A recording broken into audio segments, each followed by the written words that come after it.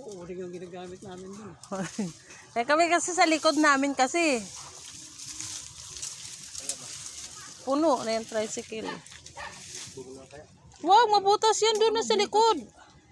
Yan sa likod daw, sakay mo. Yan ipatong sa kahoy. Hmm. Hmm. Yan. Yan, yan. Tapos tali mo.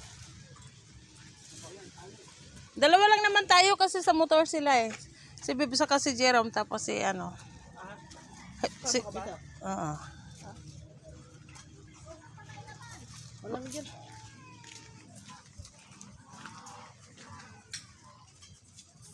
Hindi na sisira yung tapal mo, pare. Sigurado pag sira yan. Diyan pa naman diyan ba naman kami natutulog na gabi-gabi talaga. Yan ang bahay namin sa Maynila. Tinatak ka pala. Walang takip. Doon ako sa motor, diyan sa loob. Tapos sa gilid kami ng kalsada. Minsan nagugulat kami pag naghahabulan yung mga adik.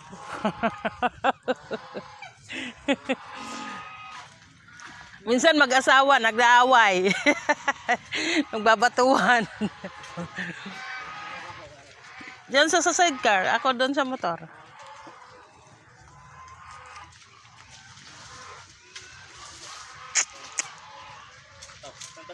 Patong mo doon sa ano? Patong mo doon sa taas din. Doon, patong mo na sa taas.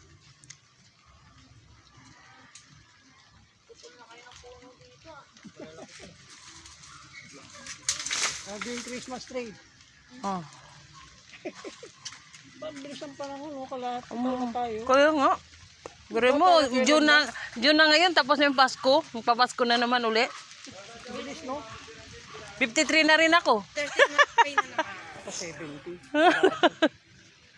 Mama ko 74 kahapon.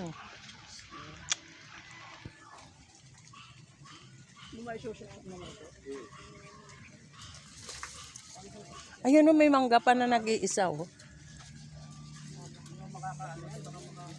Jiro mo may mangga pa, Jiro mo, isa oh. Huh? Diba? Ayun o, nag-iisa. Ha? Nakabitin. Takbo mo na. Ha?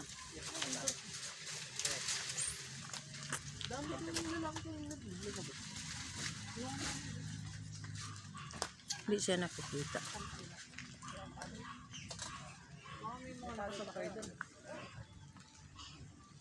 Ilabas ko ang ulo kanina.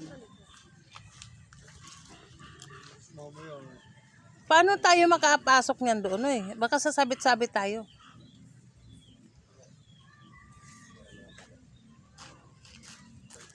Maano pa naman sa Brea,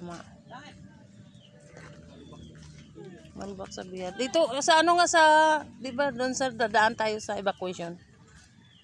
Kaso lang sasabit tayo sa evacuation. Yung Doon nga, hindi sila nasa mo, kay saksi ano si Toto saka si Krisa, sasama si Jerome eh.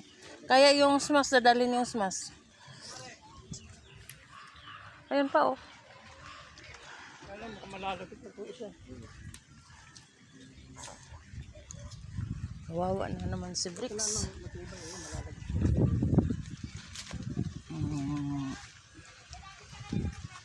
Kagabi isda ang karga ni Bricks, ngayon kahoy.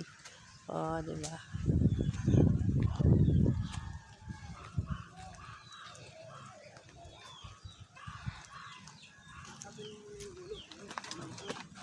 Nandun sa banyera.